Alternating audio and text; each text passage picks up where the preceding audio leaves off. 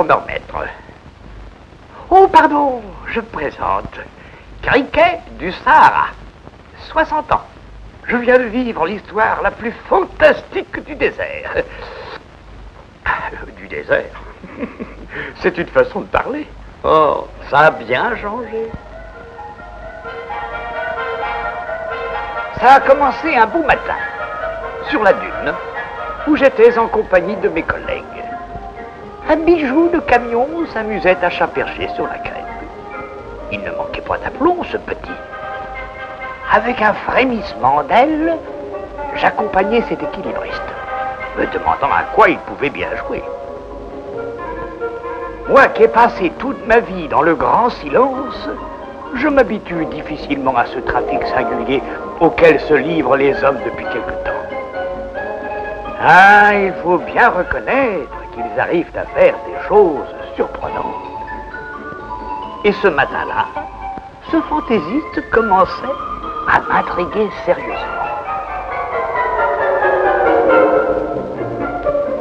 Soudain, un personnage à genoux devant une grosse boîte lui fait signe de s'arrêter. Immédiatement, un autre en fait autant un peu plus loin. Ça avait l'air d'un rassemblement bizarre où chacun s'occupait à sa façon. L'un changeait une roue, elle n'était pourtant pas crevée. D'autres amarraient un crochet. Celui-là dégonflait ses pneus. Et la roue changeait avec un autre dessin. Allez donc comprendre quelque chose. Quant à mon petit véhicule, allé comme un chameau, il avançait lentement sous les regards attentifs de ses observateurs. Voulez-vous suivre cette gazelle, monsieur Criquet? Vous serez moins dépaysé. Car ce gymkhana insolite n'est qu'un bureau d'études installé sur la dune.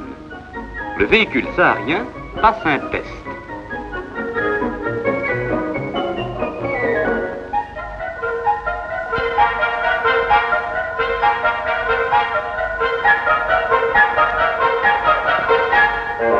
Le camion, au point mort, est pris en remorque par un treuil. Le dynamomètre interposé enregistre la résistance au roulement du véhicule.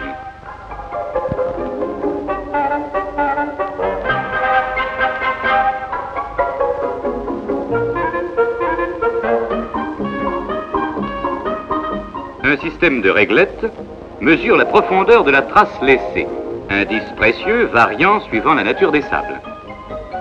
La relation sol-pneu étant établie, l'essai renouvelé à différentes charges et pressions donne au véhicule son équilibre en terrain mouvant. Ce contrôle systématique sur toute la gamme des véhicules sahariens a favorisé le lancement d'une véritable flotte lourde automobile dans les régions désertiques.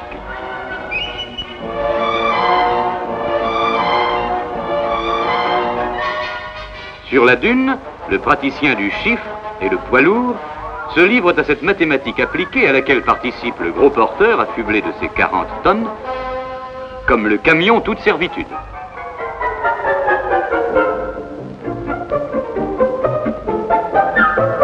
Le véhicule est stoppé pour permettre, à l'aide de jalons et d'un lecteur spécial, de définir la pente. Par ces contrôles, on a donc pu sélectionner les modèles les plus aptes au dur service de la recherche du pétrole.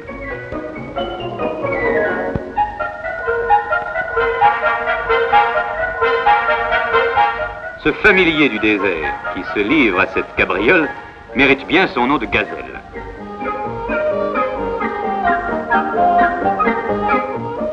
Ces essais confirment que la pression des pneus sur le sable doit être la même que celle exercée par le pied du chameau.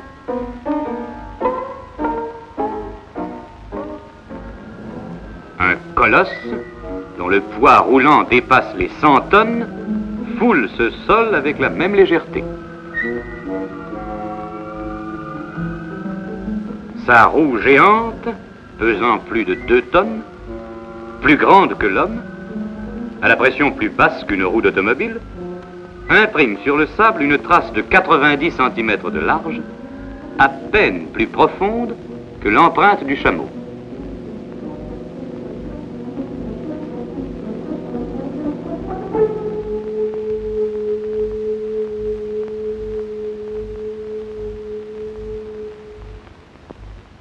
Ceci dit, effaçons toute trace du chameau.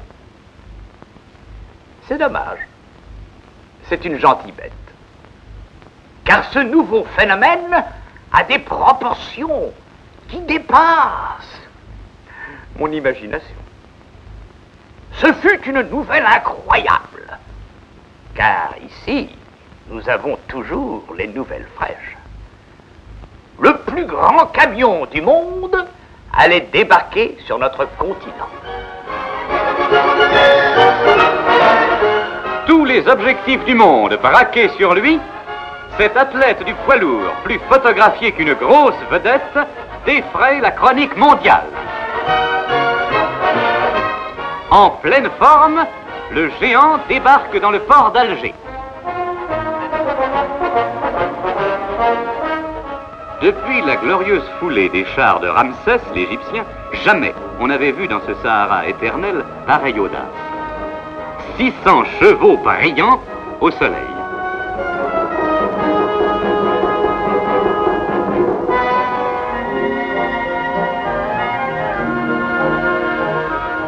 Le T-100 s'enfonce dans le désert accomplissant un premier raid de 3000 km en terrain varié.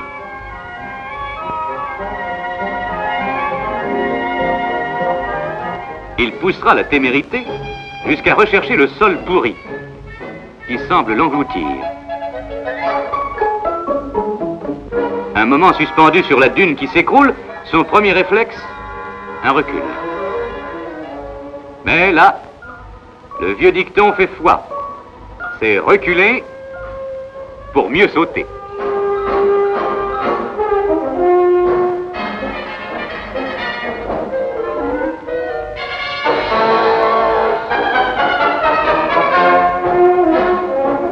Toutes les commandes de ce matériel gigantesque comportent une assistance hydraulique et pneumatique qui supprime tout effort du conducteur.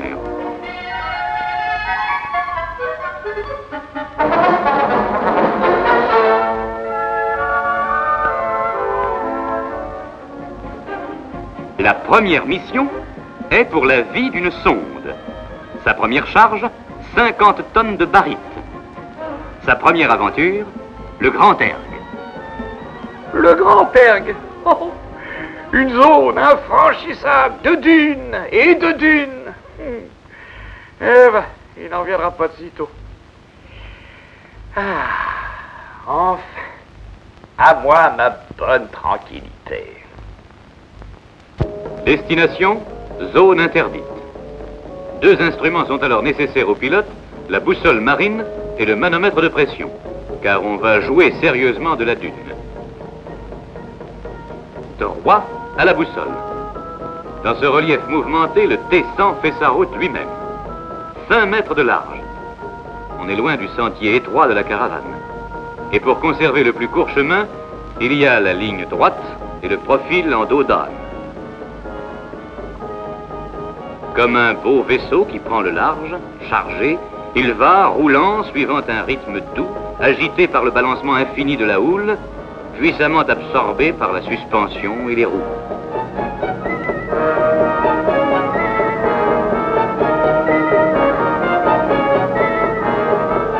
Dans cette immensité, les 2 sillons des temps, la piste chamelière et l'autoroute de demain. Sa présence incognito dans cette solitude s'est déjà ébruitée comme une nouvelle de boulevard. Le chroniqueur et l'observateur sont déjà sur son passage. Le T-100 absorbe sans hésiter ses chaos très à l'aise sur cette chaussée faite de crêtes et de trous. Il ne craint pas l'acrobatie, jusqu'à piquer du nez devant ses observateurs pour montrer sa souplesse d'éléphant de cirque, même avec 50 tonnes sur le dos.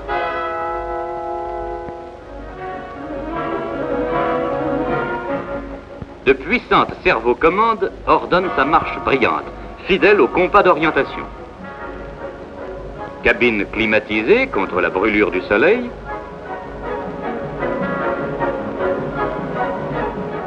Et dans le vent de sable, tout son organisme, habitué aux efforts anormaux, fonctionne sans défaillance dans sa coque étanche. Le véhicule est fait pour les tropiques.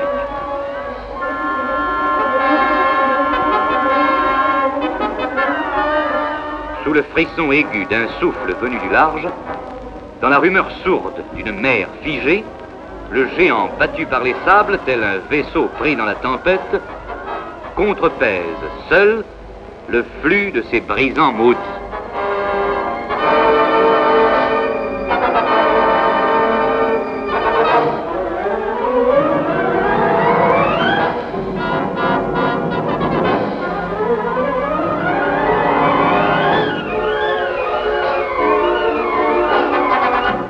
Soulignant la hardiesse de ces traces gigantesques, forme nouvelle de la marche des grands solitaires du désert, le témoin de cette rencontre entrevoit déjà le trafic d'un boulevard.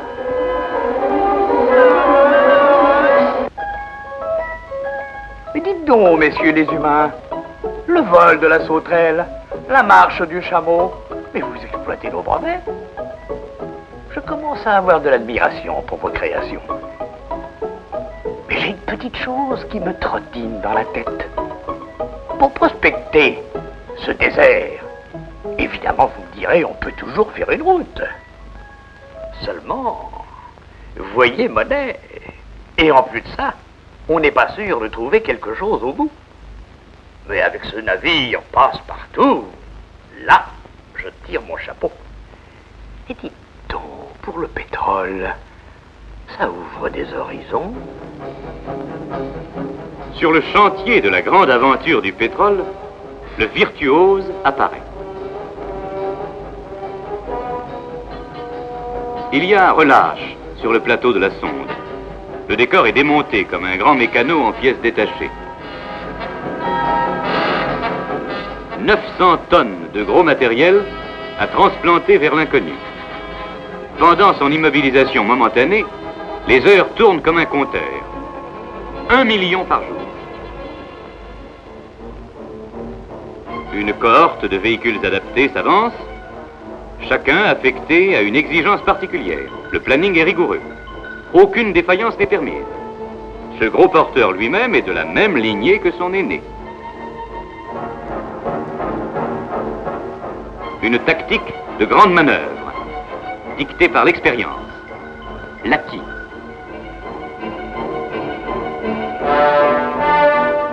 Du derrick au camion, tous les matériels sont à la mesure du grand œuvre. Le mât, les pompes à bout, les bacs, les groupes compound, chaque élément de la sonde est une masse indivisible à transporter. Les hommes du pétrole, ingénieurs et foreurs sahariens, venus de tous les coins de France, les mêmes équipes qui ont commencé avec un matériel de fortune et qui, pour tenir n'avaient que leur morale et leur solide bon sens, triomphent aujourd'hui avec un prodigieux synchronisme d'habileté et de moyens.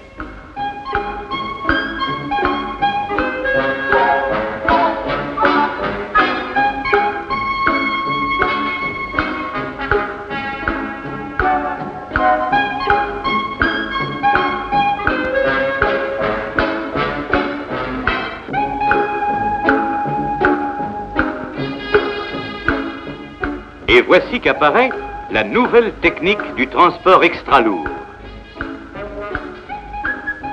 Au beau milieu de cette activité qui fait du Sahara le plus vivant des chantiers.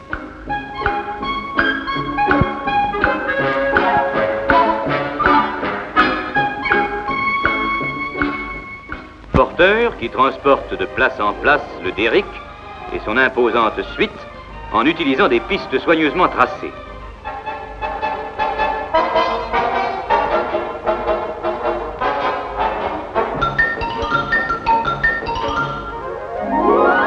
D'un bond de la technique, le T100 entre dans la course au pétrole pour une étape capitale et s'adjuge la pièce maîtresse de la sonde, le treuil, masse de 35 tonnes.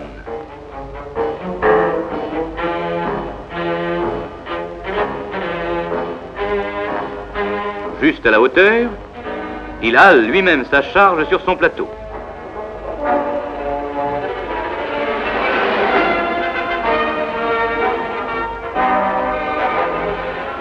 Le T100, outil clé du pétrolier du désert, emprunte l'itinéraire qu'aucun véhicule au monde n'a pu encore parcourir. Et avec lui, des mots nouveaux retraduisent le Sahara. Des siècles de travail de la nature mis au grand jour. La caravane mutée en 600 chevaux autonomes. Sa seule réserve en carburant ferait faire aux nains qui l'accompagnent le tour de la Terre. Le rempart des dunes, classé comme une zone d'obstacles infranchissables, devient un boulevard.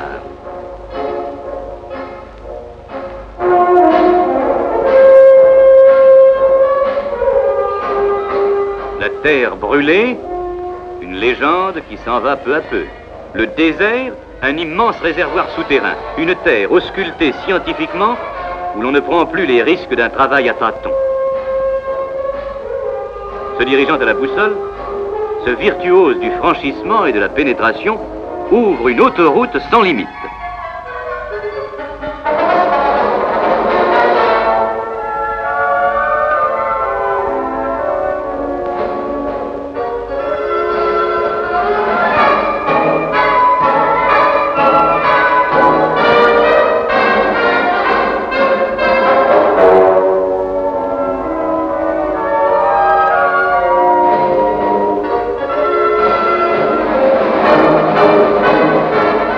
Chaque trace des roues géantes imprime sur le sable des réalités nouvelles. Boulevard des espaces vierges. 600 chevaux sur la dune. 135 tonnes sur un sol mouvant.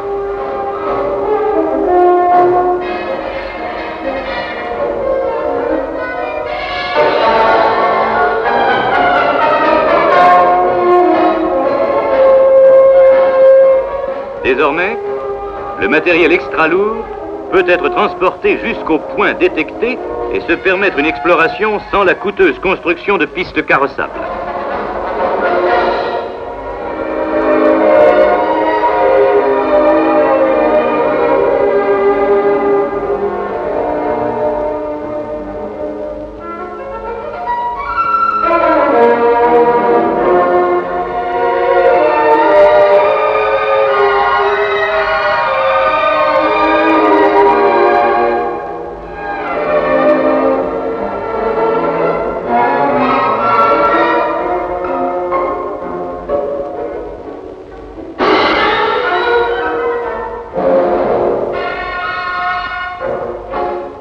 Le Sahara n'est plus.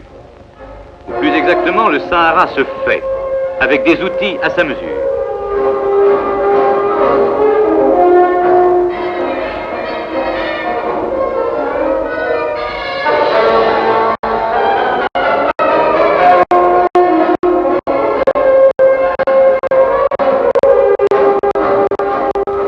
Au terme de cette étape capitale, un déménagement éclair de 48 heures à peine. De futurs horizons ouverts par le plus gros porteur du monde.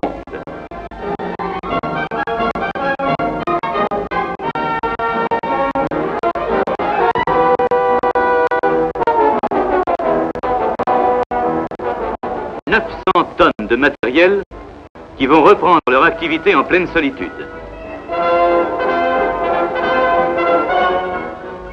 Sur les traces de 6 roues géantes reposent les promesses du grand ergue, aux gisements inexplorés.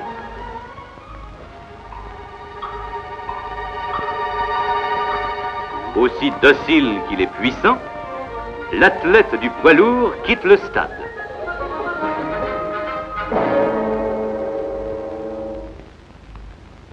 L'opération s'est terminée par une nouvelle performance de la sonde. Déjà, la cadence du trépan a repris ses hommes.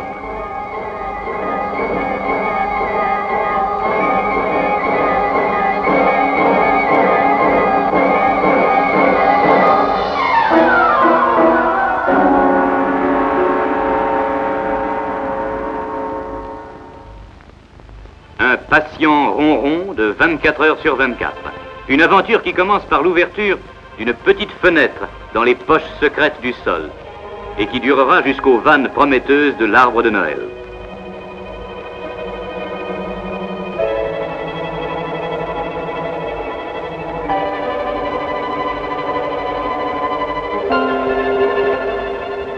Au-dessus de cette atmosphère de travail et d'espoir, la cité du pétrole, Hassi Messaoud, qui signifie en arabe le puits de la fortune. Déjà sont dessinés les jardins à la française et les routes asphaltées qui conduisent au pétrole.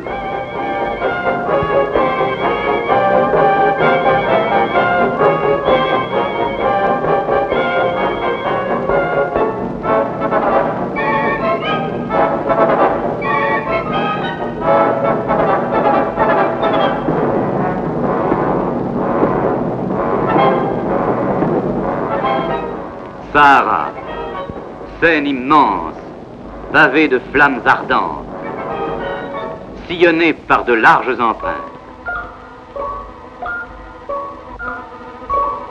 Des hommes travaillent inlassablement à la mise en valeur de cette terre qui, pendant des millénaires, a gardé son secret.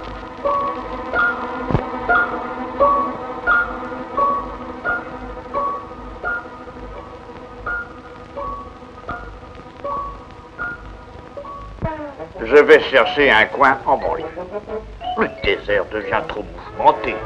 Et foi de chrétien, croyez-moi, ça ne fait que commencer.